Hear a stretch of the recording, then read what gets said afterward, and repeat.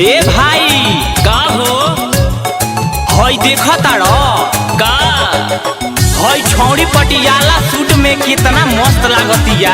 थोड़ी ऐसे आँख फाड़ फाड़ के मत देखो अनाटा मार करा दी बुझलो। ए भाई तो हमहू कम बानी का आवे दो। हाँ ऐसा क्या देखते हो फिगर निहार के लागे टप माल सूट सलवार में। क्या बोले नहीं सुनी।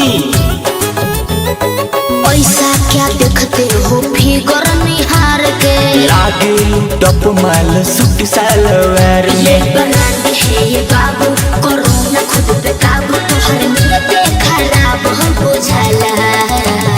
हरे का करूं बोला। ऊपर ढीला ढाला नीचे सर्कल जाला ई जान मारे बेबी तोहर सूट पटियाला। ऊपर ढीला ढाला नीचे सर्कल जाला ई जान मारे बेबी तोहर सूट पटियाला। अच्छा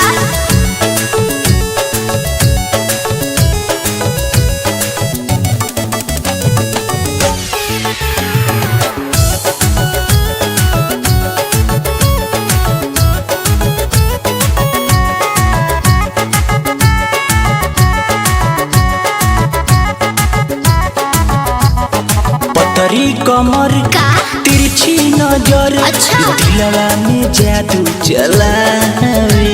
साचो का ऊपर से हई फैंसी ड्रेस गली में गर्दा उड़ावी।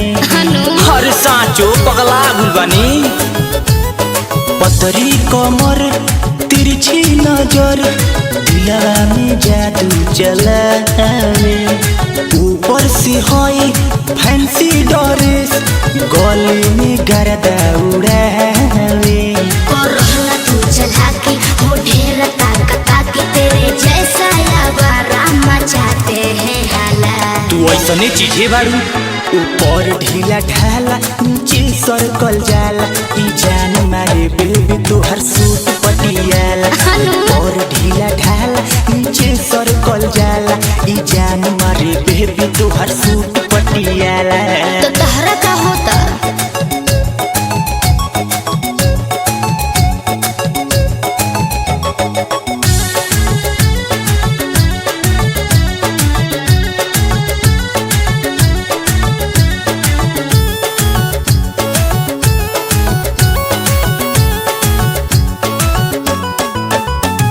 भइले दीवाना सारा जमाना। अच्छा। संगी के सीत गमकौए फेरा में पड़ले सूर्या संतोष देखी के सट झलकौए। हाँ तो देख लो हम का करी। भइले दीवाना सारा जमाना संगी के सीत गमकौए। अच्छा। फेरा में पड़ले सूर्या संतोष देखी के सट झलकौए। दिलदार तू दीवाना मेरे इश्क पे नयाना। अरे आंसू को न फेंको तू न हला पे दहला। हरे फूल फेंकी कारे। ऊपर ढीला ढाला नीचे सर्कल जाला हाँ। जान मारे बेबी तोहर सूट पटियाला। ऊपर ढीला ढाला नीचे सर्कल जाला हाँ। जान मारे बेबी तोहर सूट पटियाला। हाँ तो तू बच के रहियो।